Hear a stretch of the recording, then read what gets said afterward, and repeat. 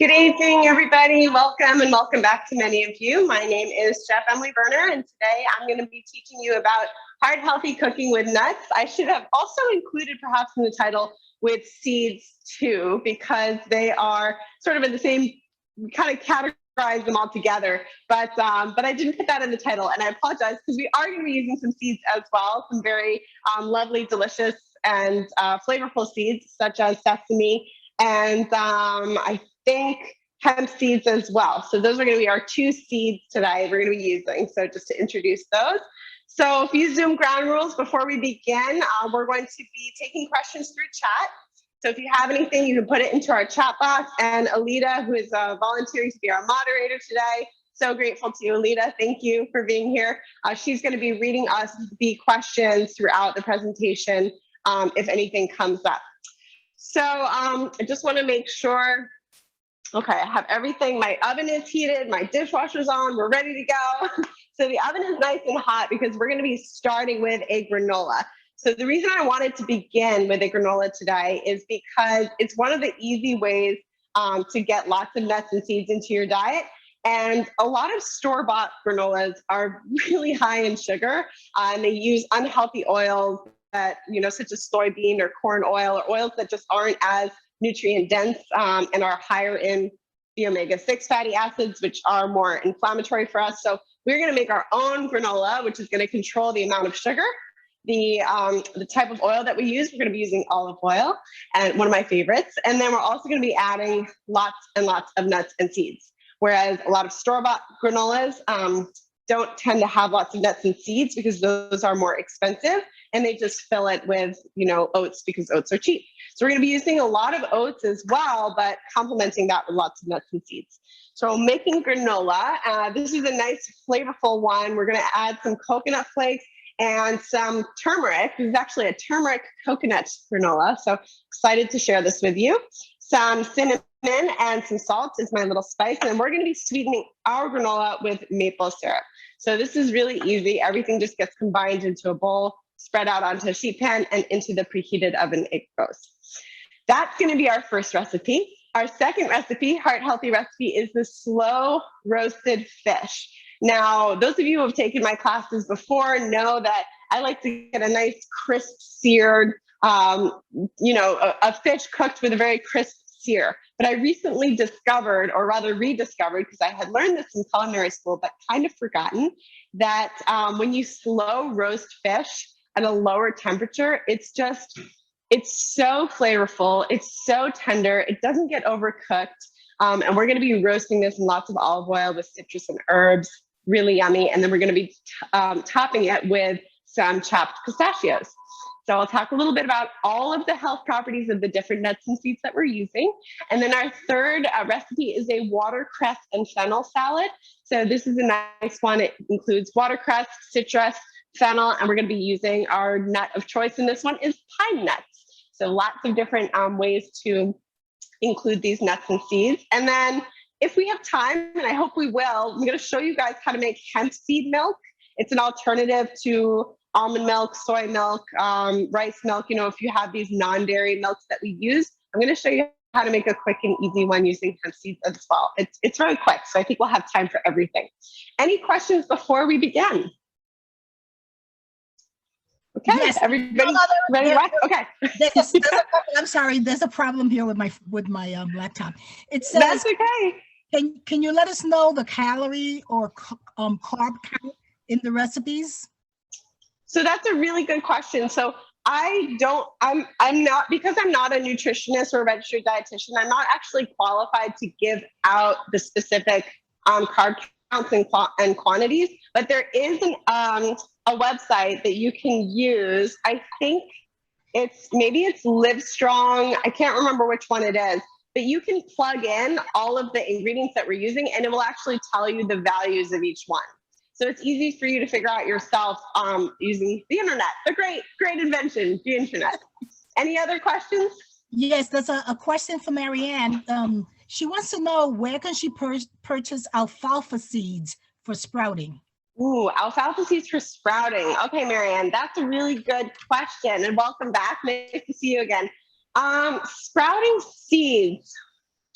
I mean, locally, I know that there's a farmer called Rebel Greens. She used to sell at our farmer's market, and she used to sell seeds for sprouting. And she's local. She's here in Peekskill. So Rebel Greens is probably a great local source. And then I'm not too sure of other sources because I've used her in the past. Good luck. That's really great that you're doing that. Anything else? No, that's it. Okay, so let's start with our granola. So we're going to start with 3 cups of rolled oats. So don't use the instant oats here. You want oats that have that are less processed. So these are rolled. You can use thick or extra thick. Either one of those will work. And then we're going to pop in our coconut flakes. So you can add. I prefer to use the flakes instead of the shredded coconut. I'll just give you a closer look if that's what it looks like, because I just like the pieces a little bit more. So we're going to add some coconut flakes, about 2 cups there.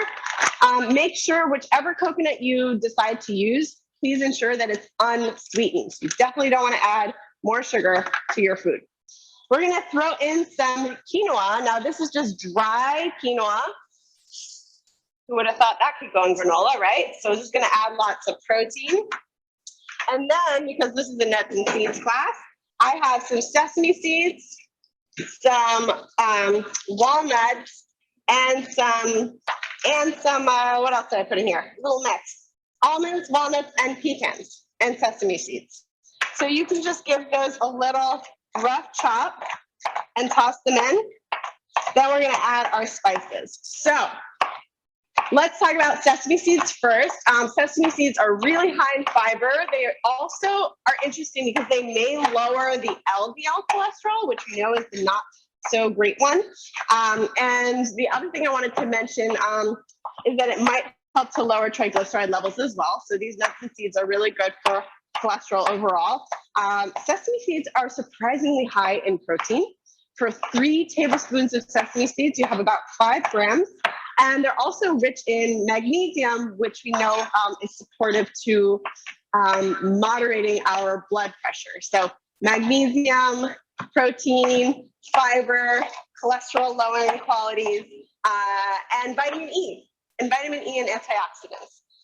There's also some calcium in our sesame seeds too. So those are all good reasons to enjoy them. So one of the ones that we often hear about also is almonds. Almonds are very high in fiber as well as protein. They're particularly high in the monounsaturated fats. So that's very good for our hearts and our minds. Also high in vitamin E, like the sesame seeds. So there's a lot of similarities. Magnesium, antioxidants, and similarly can help assist with blood sugar control. So these nuts and seeds are really, really important for helping to manage blood sugar. So we have our dry ingredients here. And then the last one, the last nut, I guess, that we threw in here also was the walnuts. So let's talk about walnuts just for a second, because they're really awesome. If you look at them, they actually look like a brain. And it's kind of amazing because they do have some very brain supportive qualities. So nature is telling us to enjoy walnuts for our brains. It's full of antioxidants, vitamin E, omega-3 fatty acids can be found in small amounts, but you can find them in walnuts as well as flax seeds and chia seeds. But particularly in the walnuts, it has these anti-inflammatory qualities as well. And walnuts may be beneficial for your gut bacteria. So there's some interesting studies being done around nuts and seeds and how they support gut bacteria. And I really think that's just another good reason to enjoy them. So we've got our dry ingredients. We added our turmeric, we added our cinnamon, and a little pinch of salt. And we're gonna add 2 egg whites. So I'm just gonna crack the egg white. You can sort of scoop out your egg yolk. We're not gonna use it for this recipe. And just use the egg white. And this is gonna help to, first of all, it's gonna add a little bit of protein to our granola. And it's gonna help to kind of bind everything together. So just 2 egg whites. All right. We've got our egg whites. Here, pop that right in with our olive oil. We have our maple syrup. So about 1/2 cup of olive oil, 1/2 cup of maple syrup. That's it for your sweetness. Everything goes in with our granola. And we're just going to toss this together and spread it out on our parchment paper. I like to just make sure it's in one layer. You can kind of use the fork to get you started, but I like to kind of make sure everything gets really well coated. So any questions about this recipe? It's really so easy to make your own granola, and I think people are very intimidated by it. So I hope that this will give you the courage to try. Yeah, Chef Emily, there's a few questions. So is the maple syrup essential to use in the granola? So you do need, you do need a little bit of a sweetener. The maple syrup both works because it's wet, so it's adding moisture, and then it adds to sweeten. But if you needed to make like a sugar substitution, or you were just trying to decrease the amount of sweetness, you could cut the maple syrup in half and just put a 1/4 cup of maple syrup and increase 1 egg white. So you would do 3 egg whites and a 1/4 cup of maple syrup if you wanted to decrease even more the sweetness. But 1/2 cup is not a lot for this huge batch of granola. I just want to ensure, could everybody just check that their microphones are muted, unless you're Alita, and just make sure so there's not too much background noise. That would be so helpful. So Chef, right. the next question was, does sesame oil have the same nutritional value as the seeds? So no, it doesn't have the same nutritional value because it's just the oil. So there's no fiber and there's no protein. It's purely fat. So it's not the same nutritional value, but it does have its own nutritional benefits. Yeah. Yes, somebody's on the phone. That's all right. I can mute them. Not to worry. It happens all the time. Mm-hmm. All right. Sorry, friend. We are just going to check your microphone. Okay, all set. So back to the cooking here. Everything is spread out on one even layer and on the parchment paper. And this is going to go right into the oven to bake. So many of us already know the beneficial properties of turmeric, but I will mention them again in case we don't. So the active component in turmeric that's so beneficial for us is called curcumin. This is the main active ingredient, and it has these well-known anti-inflammatory effects. So we're getting a dose of anti-inflammatory benefits in our breakfast granola, which is, fantastic. What's a better time to have your anti-inflammatory, nutrients at the start of your day? One thing to note about turmeric is the curcumin isn't fully absorbed unless it's paired with a little bit of black pepper. So black pepper and granola, I don't know, it actually could work if you wanted to crack some black pepper in there, and it's just going to help to boost the bioavailability of the turmeric, basically meaning your body will be able to grab onto even more than that turmeric has to offer. All right, so that's our first recipe, nice and easy, lots of nuts and seeds. We've got the oats in there, we've got the quinoa in there also, providing us with protein, more fiber. So no matter what you're eating for breakfast, it's a great time to try to include some form of nuts and seeds. If you're a smoothie maker, throw in a handful of almonds or almond butter. If you are an oatmeal eater, put some walnuts on top. And you can switch the nuts up every day, right? So if you're having walnuts every day, you're not going to get all the beneficial vitamins and minerals that other things might have to offer you. So it's important to really include a lot of variety. That's really seems to be more and more the key to health is, we can eat kale salads every day, but ultimately that's only feeding a certain kind of bacteria in the gut. We want to mix it up. We want to make sure that we're having different vitamins and minerals, and a variety of nuts and seeds is a great way to do that. So any questions about that before I jump to our fish recipe? Yes, Chef Emily, there's a few. Sure. So does it matter if it's extra virgin or just olive oil? So good question. So this recipe is baked at 350 degrees. So you can go with extra virgin olive oil because it's not going to be heated so high that it's going to denature the olive oil. Extra virgin olive oil, you don't want to heat past 375 degrees because then it starts to break down and you lose out on a lot of the beneficial nutrients from the olive oil. So best choice always is extra virgin if you're not heating it. And then if you are heating it higher, you can work with an oil that's more refined, and that would just be like a regular olive oil. Okay. Isn't the maple syrup comparable to using sugar? Comparable to using sugar. It's our sweetener. It's what's making this taste yummy and delicious. And when we're enjoying our granola, we're not having a whole bowl of granola and just pouring milk over it, right? You're gonna have, you're gonna have it in a yogurt parfait. Maybe a little bit of yogurt, sprinkle some granola over it, add some chia seeds, flax seeds, some sliced fruit, right? So it's gonna be a piece of whatever else you're enjoying. So just keep that in mind, that it's just going to add a little bit of sweetness. Certainly maple syrup is equivalent to sugar, but it's a little bit better in that it has magnesium, it has zinc. So it's sugar with some benefits. That's sort of how I think about it. Right. And any suggestions for someone who is not fond of coconut? You can leave it out. You don't need to put the coconut in. All right. Yeah, you could just leave it out. Does it require refrigeration since there are egg whites in the ingredients? No, because it's basically, the egg whites are baked. So, would you refrigerate a cake after it's been baked because it has egg whites? Not necessarily, right? So same principle applies here. And then the last one here is, can the granola be solid enough so that it can be cut into bars? That's a good question. Granola, when it cools down, is sort of when it solidifies. I wouldn't say that it can be cut into bars, but it can kind of be like broken into big chunks. So I hope that's satisfactory. And that's okay. It. Awesome.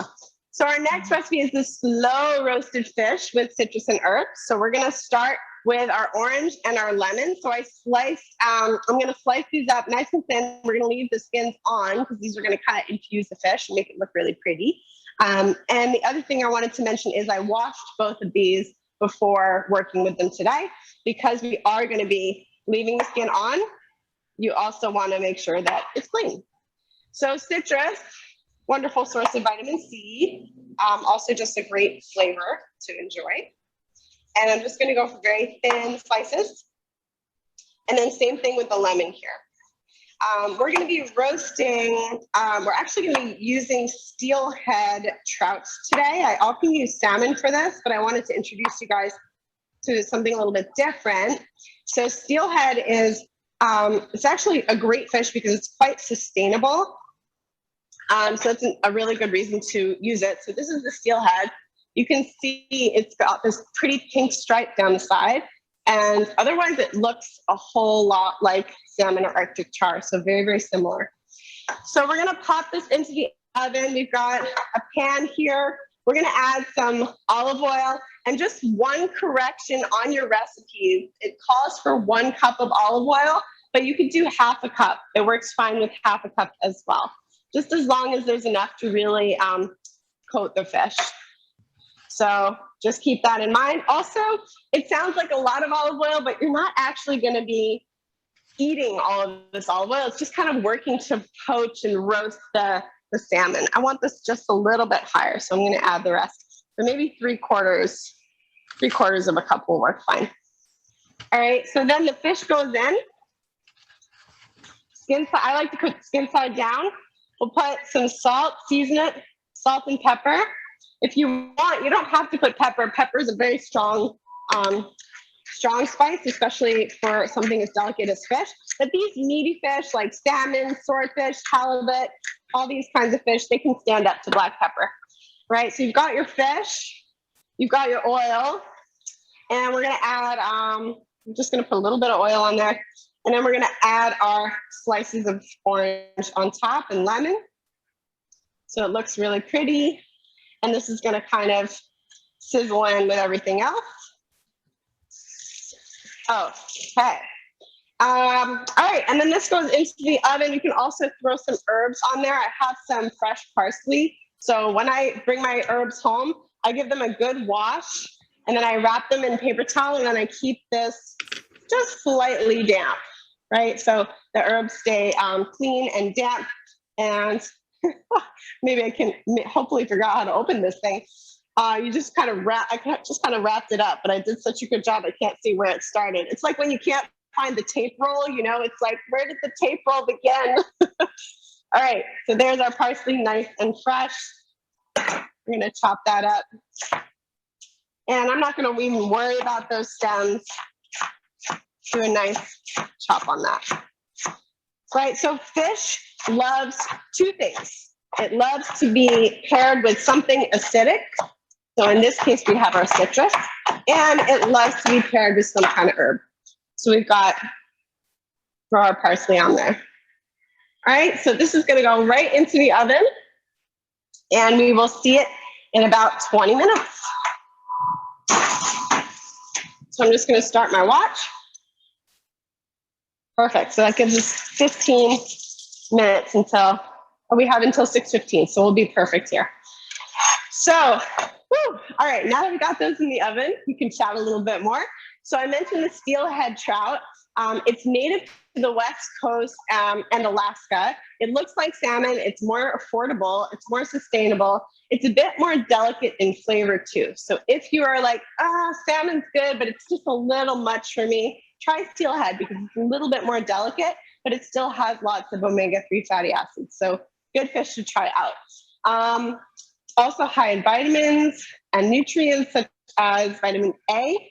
And your B vitamins, very high in fish, B6 and B12, which are hard to find in plant foods. They're virtually non-existent, so you can find them in fish.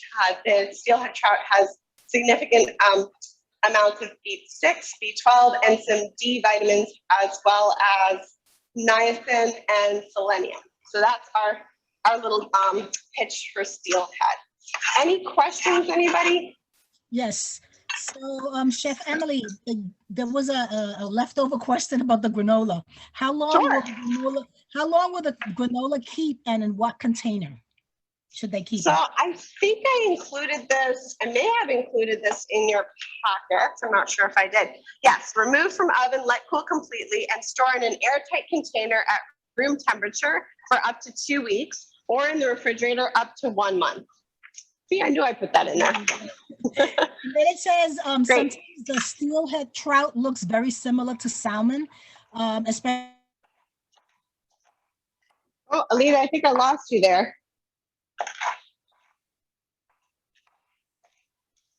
All right. Well, if someone has that question about steelhead and you want to ask it yourself, you can unmute yourself, because it seems like Alita's either dropped off or my headphone's not working anymore. I think it was me. Oh, it was you. Okay. So, you know, the question. The trials and tribulations of Zoom. The steelhead trout looks very similar to salmon. Yeah. And if you can't see the skin, how could you tell the difference? Probably because the colors are very similar. Yeah, they look very similar, but it will be, first of all, it'll be priced differently. And it'll be it should be marked differently in the grocery store. It should say steelhead. You won't see like, I don't think it's something that they would mix up, because it's not really in their best interest. You might buy, steelhead instead of salmon by accident, but you can still cook with it the same way. These are our chopped pistachios. There is a company that does wonderful steelhead around here. It's the Hudson Valley Fisheries, and you can buy their steelhead fillets. I think they will even ship them to you. HudsonValleyFisheries.com. That's a good one. Any other questions? Yes. There's one more question here. It says, how come you didn't preheat the pan? I guess the pan that you it's a slow roast. Yeah. So the pan, actually, I baked this in like a glass Pyrex. The pan is irrelevant in this dish. So you can use a glass Pyrex dish, like anything that can go into the oven basically will work fine. I didn't preheat the pan because I don't want the sear on this particular recipe. Yeah. Observant crowd. Is the trout farmed? So the one from Hudson Valley Fisheries, I don't know. It says raised in a recirculating aquaculture system by Hudson Valley Fisheries. Local, sustainable, traceable, no antibiotics or vaccines. So this is the Hudson Valley Fisheries one. So I know that there is definitely farming for all kinds of fish. So I'm sure that it exists, that there are steelhead trout farms out there for sure. It just happens that this is not one of them. And no additional questions, Chef. All right, thank you. So we're gonna start by heating up our little pan here. Nothing is in it. We're gonna put our pinoles, our little pine nuts, and we're just gonna toast them to get them ready for this beautiful salad. Just enough to cover the bottom. You don't need to put too much. Okay. I'm gonna check on that granola because it smells very good. Just make sure. Yeah, it looks good. Golden, almost done. So I just wanted to introduce you guys to watercress because it's not something that we use a lot here, but it's extremely nutrient dense. It's a great green. This is what it looks like. It actually originally was kind of treated as a weed. So this is our watercress. It's in the brassica family. So once considered a weed, now it's cultivated anywhere there's watery places, basically, watercress. 1 cup of watercress only has 4 calories, which is kind of insane. And it also has 22% of your vitamin A recommended daily values, as well as 25% of your vitamin C, 100% of your vitamin K, and some calcium as well. And that's all in 1 cup of watercress. So it's very high in antioxidants. It's not a green that I use a lot, but I'd like to use it more. It has a little bit of a distinctive peppery taste. And that's one of the reasons I like it in this salad. So we've got our watercress. Just want to keep an eye on my watch for the fish. And we're going to add some citrus to this. So again, we're going for some grapefruit, some orange. And one of the amazing things about using citrus in your salads, whether it's in the dressing or even just pieces of citrus in there, is that the vitamin C helps to unlock any iron that's in your greens. So whether it's kale or spinach or any kind of green that has iron in it, the vitamin C is going to help your body to absorb that iron. So this is a grapefruit. And you can either, cut straight across and make these pretty little star shapes. Keep an eye on your pine nuts because they go from being not done to being completely done very quickly. And by completely done, I mean burned. So keep an eye on them. Actually, I'm just noticing that they're starting to get shiny and a little brown. So I'm just going to turn the pan off and let the residual heat carry over the cooking. So the pine nuts will go a little bit more. So you can slice your citrus in these pretty little like star shapes. These are kind of nice. Or you can just kind of rough chop and add that in, cut it into quarters. So any way you want to work with this is fine. Or you can do a supreme, which is a super fancy citrus slice. Supreming is beautiful, but it does take out a lot of the pith, which is where a lot of the fiber is and some of the antioxidants in the citrus.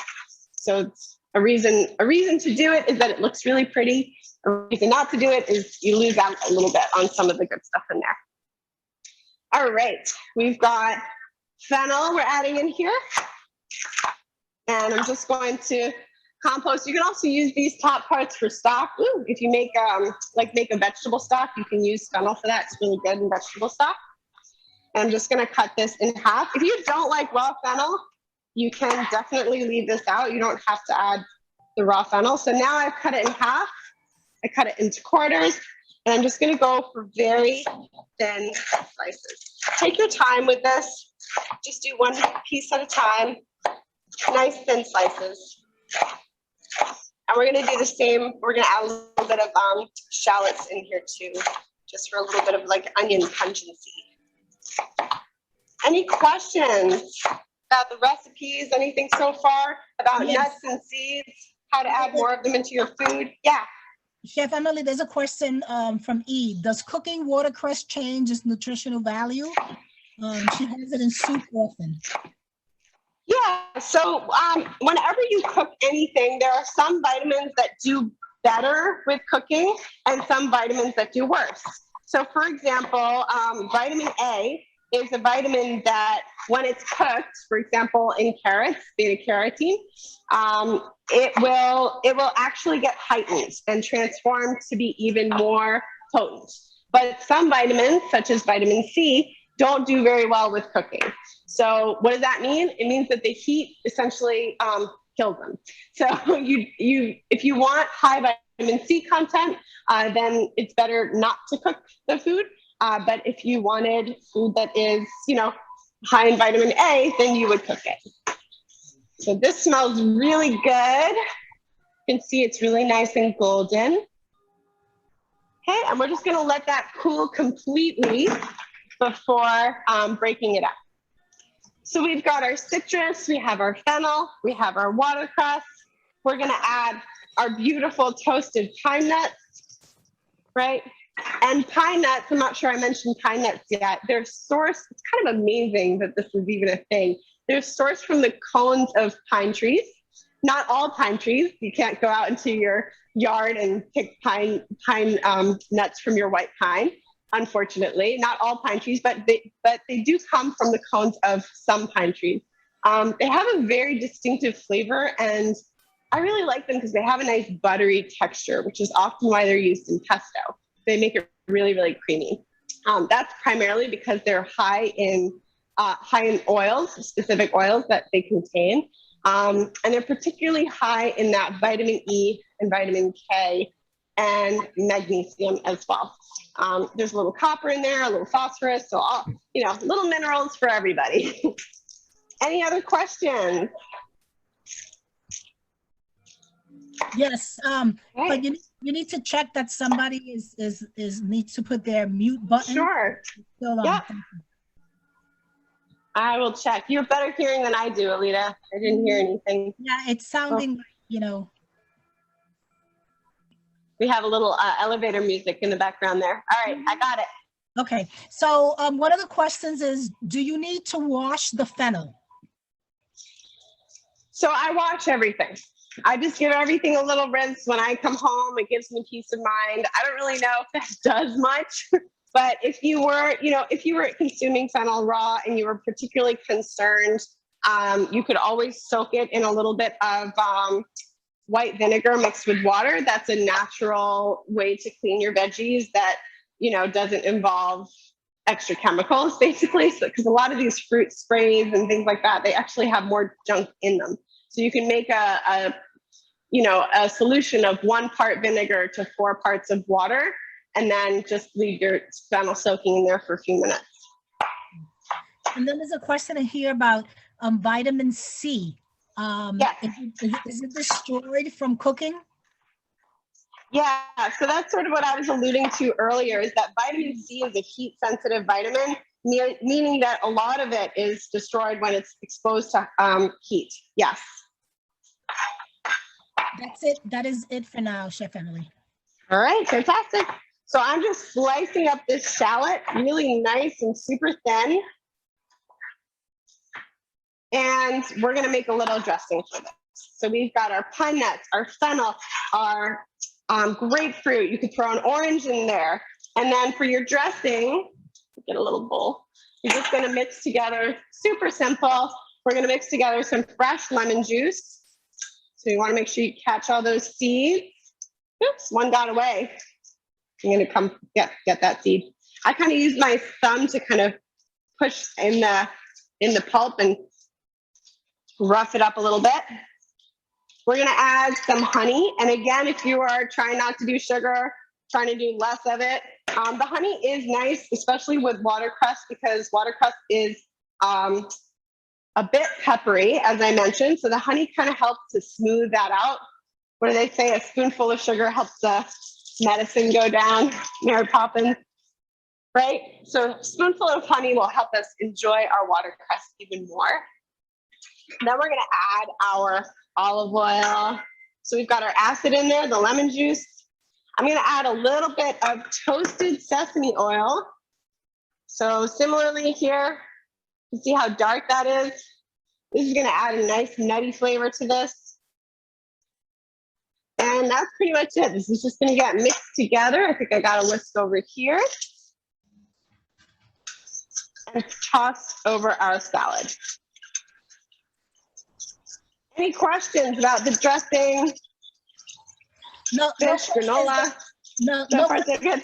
I do have a question though myself. Do you keep Yeah. your sesame oil in the refrigerator or you keep it outside? Yeah, so I always mention to everybody to store your oils in a cool, dark place. They can be in a pantry. It really depends on how much of it you use. So if you buy your toasted sesame oil and you go through it in like 2 or 3 weeks, you know, it's unlikely if you're like in a high yield kitchen. But if you go through it quickly, you can keep it out. If it takes you, you know, a few months to go through it, it's better to refrigerate it. Because it is toasted, which that heat is already starting to break down the oil, right? So you just want to keep it in a fridge if you're not going to use it up. Thanks.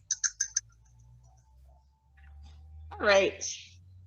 Fantastic. So our salad is ready. And then the last thing I wanted to show you guys is our homemade hemp seed milk. So these are hemp seeds.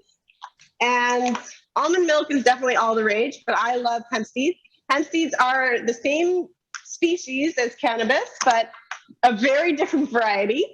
They're very nutritious. They're rich in healthy fats, specifically omega-3 and omega-6 fatty acids. So they've got both of them. They're very high in protein. That's what I wanted to mention about hemp seeds. Very high in protein and minerals. And they're also another good source of vitamin E. So you guys are catching a theme here that with all nuts and seeds, they're usually high in vitamin E. They definitely contain protein. They're high in fiber. They help to regulate your blood sugar because of that fiber, fat, and protein combination. And then the fats that they contain are usually the good fats, the monounsaturated, the omega fats, the polyunsaturated. Those are the better ones to choose from. So here go the hemp seeds, about half a cup. That was a little shy of half a cup. And I just want to show you what they look like, right? So they're kind of creamy looking, like white creamish color. And then they have a little green, around. That's exactly what they look like. That's what they're supposed to look like. And what does it say? 10 grams of protein for 3 tablespoons. So if you're trying to get your protein in the morning, a lot of nut and seed milks don't have this protein, but hemp seeds do. All right, so we've got the water, we've got the hemp seeds, and now we just let the blender do the rest. It's just like magic. You can add a little pinch of salt, maybe a little tiny bit of vanilla extract if you like that flavor. And I think there's a question that popped up. I'll take that before the blender goes off. Yes, Alita? Yes, should nuts and seeds be stored in the refrigerator? Okay, so great question. So in your handouts, I included a little bit about nuts and seeds, specifically the nutrient profiles, but I didn't mention that, I don't think I mentioned that it's best to store them in the fridge or freezer. So I have like a kind of a container, and I put all my nuts and seeds in that container, and then I pop it into the fridge. Great question. A follow-up question is, would hemp seeds, chia, and flax seeds too be good to add to the granola? Yeah, definitely. You could add all 3.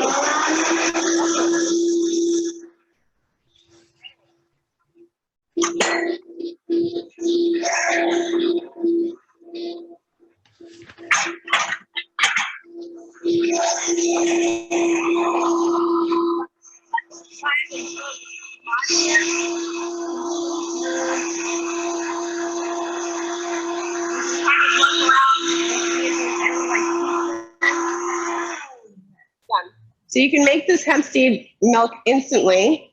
And it's nice because, with almond milk, you often have to soak your almonds and, wait for them to be soaked. And then this you can just blend up and it's ready to use. And it's a great source of protein. Any questions about that? No. Nothing yet. Great. All right. So it's that time. Let's check on our fish. and our granola. We did a lot today. I'm so happy I could share everything with you. I was worried we wouldn't have enough time, but we made it happen. All right, our granola is cooling nicely. You can kind of pick up the parchment paper and see. It's still not completely cool, but I do want to show you sort of what it what I mean when I say that like it kind of clumps, right? So after it cools down, you can get these like nice kind of chunks, but it's still too warm. So if you're trying to move it and you're like, oh, it's just crumbling apart, it's still too warm. Really let it cool down completely, and then you're gonna get these nice big chunks. Okay, let's check on our fish. Oh my gosh, it smells so good. Perfect. So I'm just gonna show you what I'm looking for here. You want to get a knife or a fork or something where you can just kind of test your fish and make sure it's cooked all the way through. It is a slow poach, so it does take some time. It's been about 20 minutes, and I think it could probably use about 5 more minutes. So what am I looking for? First of all, when the knife goes in, it's still kind of meeting some resistance. It's not just like flaking apart easily. It's meeting a little bit of resistance. So that's one thing, is you want to make sure it just kind of flakes apart. This is still a little tough. So I'm going to put this in for about 5 more minutes, but I just want to show it to you because it's not going to come out again in time for our class ending.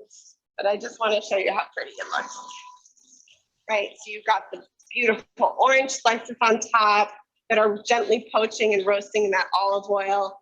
You've got the steelhead trout.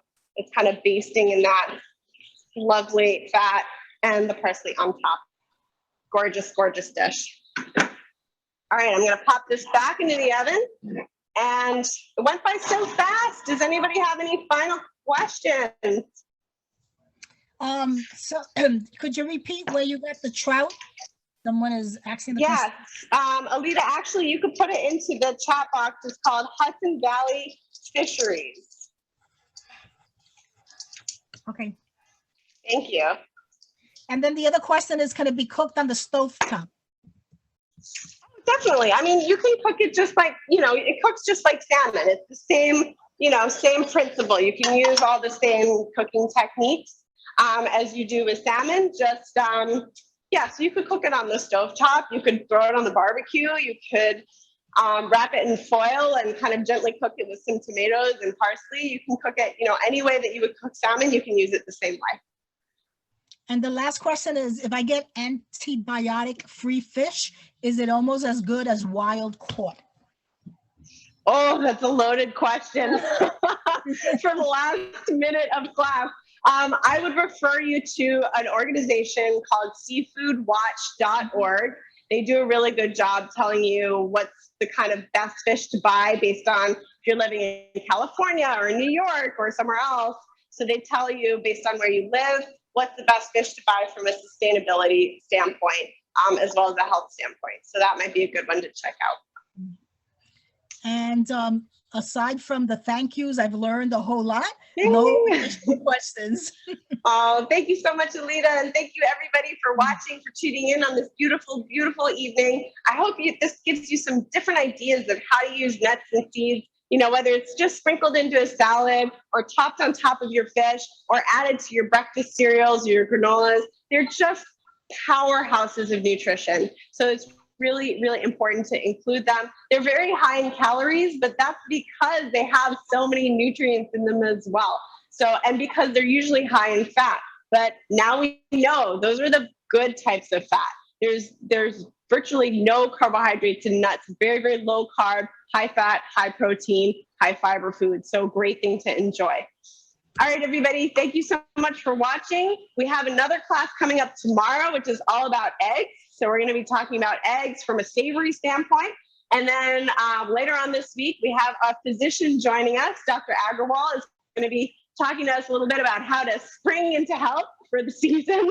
So I'm really looking forward to having her. She's amazing. So please come on back for our programs. Spread the word. I would really appreciate it if you shared this with just some friends and family if you've enjoyed it. And as always, this wouldn't be possible without all of you watching. So thank you for being here. Have a good night, everybody. Good night.